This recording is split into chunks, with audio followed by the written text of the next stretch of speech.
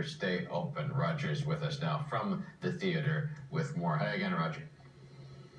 Yeah, Pat, such a fascinating place, 80 St. Mark's Place. You think this goes back to Prohibition era. It was a speakeasy, it was a jazz club, and then starting in 1964, and since then has been an off-Broadway theater. So many great performances here, but you have the pandemic, financial troubles, and now in danger of closing. That's why John McDonough, who is a radio talk show host, he's on WBAI with Matthew McCoy and Corey Fuganin. He is doing his one-man show about his more than 4 decades as a yellow cab driver. That's right, he's been doing this since 1977. And to talk more is Lorcan Awe, of course, who is the owner. Your dad founded this place in 1964. You were here too. Your wife Jeannie's here. My dad and I dug out the theater by hand back in '64 when I was 9. It's so crazy, and so many great memories, so many great performances. And this weekend, John, you've known him for more than 4 decades, and he's an assistant.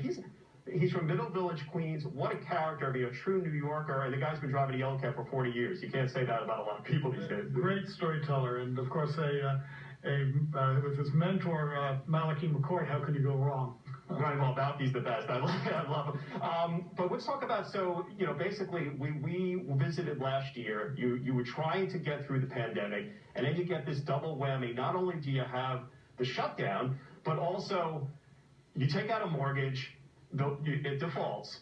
A company buys it out, and then they try and sell the place from under you. Yeah, we actually, just before the pandemic, we had grown 800%, so that the default was completely cut down, caused by the shutdown, which we completely agree with and endorse.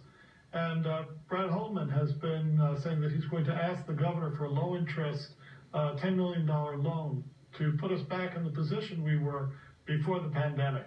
Not a handout, but actually a chance to be made whole again. Right. I visited yesterday. You had Councilwoman Carlina Rivera here. You mentioned Brad Hoylman. So you have some local legislators who are appealing, and you're appealing to Governor Hochul to give a business like yours a hand. Exactly. Carolyn Maloney, Harvey Epstein, we have a lot of support, and we're hoping that people will write to their local council people and state senators, because the theater serves more than just the immediate community. We bring people to New York and New York State.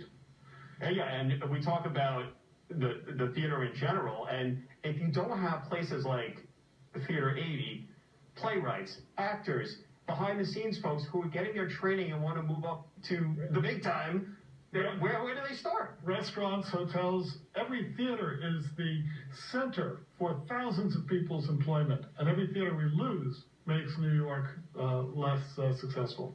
Well, Lorcan, best of luck, of course. It's going to be a fun weekend with John McDonough, so if you want to check out his show, Pat, this guy is an absolute riot. He was killing me yesterday when I was watching him rehearse.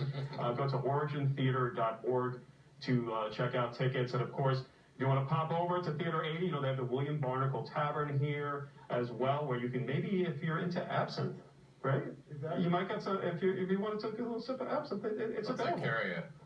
Thank you, Roger. Yes. At 7:57, we'll take a break. When we come back, details about the Interborough Express, the new Brooklyn and Queens transit option proposed by